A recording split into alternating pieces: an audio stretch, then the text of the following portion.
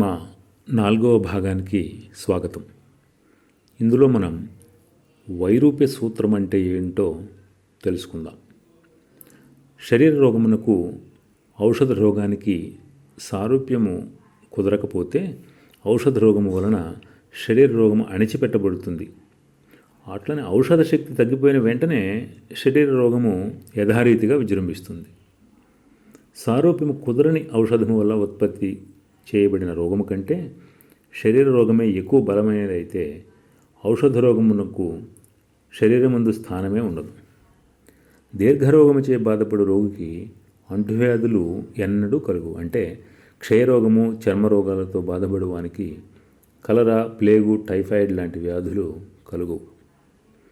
ఉన్మాద రోగికి అంటే మెంటల్ పేషెంట్కి ఇతర రోగాలు ఏమీ చేయలేవు. అట్లానే అలోపతి వైద్య విధానంలో రోగ లక్షణములకు వ్యతిరేక లక్షణములు గల ఔషధములను ఇచ్చి రోగమును తాత్కాలికంగా మాయము చేయుదురు. ఔషధ శక్తి తగ్గిపోయిన వెంటనే రోగము యథారీతిగా విజృంభిస్తుంది, లేదా రోగ పదార్థము కృత రూపంలో నూతన వ్యాధిగా పుడుతుంది. ఇప్పుడు వస్తుగుణదీపిక గురించి తెలుసుకుందాం. హోమియోపతి వస్తుగుణదీపిక తక్కిన వైద్య విధాన వస్తుగుణదీపికల వలె కాక ఇందులోని వస్తువులు అన్నీ అంటే మందులన్నీ ఆరోగ్యవంతుని శరీరంపై ప్రయోగించి అందువల్ల ఆ వ్యక్తికి కలిగిన మార్పును అంటే మనసునందు శరీరమందు కలిగిన లక్షణాలని అనగా ఔషధ రోగాలను విపులంగా క్రోడీకరించి వ్రాయబడుతుంది.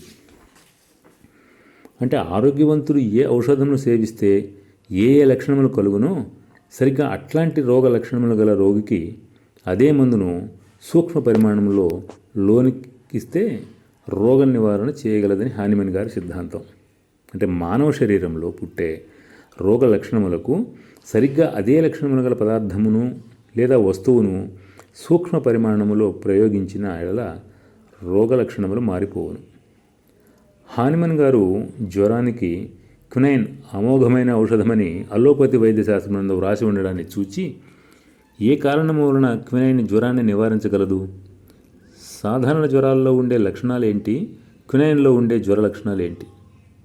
జ్వరము లేని ఆరోగ్యవంతుడు క్వినైన్ పుచ్చుకుంటే ఏ మార్పు వస్తుందో తెలుసుకోవాలనే కుతూహలం కొద్దీ హానిమన్ గారు తానే స్వయంగా క్వినైన్ను ముడి పదార్థ రూపంలో పుచ్చుకున్నారు.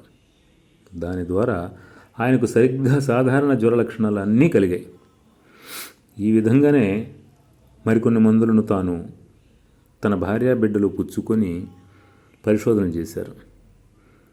రోగాలకు ఔషధములుగా పుచ్చుకున్న మందులన్నీ రోగము లేనివారు పుచ్చుకున్నప్పుడు రోగ లక్షణములు కలుగుతున్నందున ఔషధములలో రోగమును జనింపజేయగల అనగా పుట్టించగల శక్తి ఉన్నందువల్లనే రోగములు కుదుర్చుచున్నదని ఆయన దృఢంగా నిశ్చయించుకొని తదనుగుణంగా ఈ హోమియోపతి సిద్ధాంతాన్ని కనిపెట్టడం జరిగింది.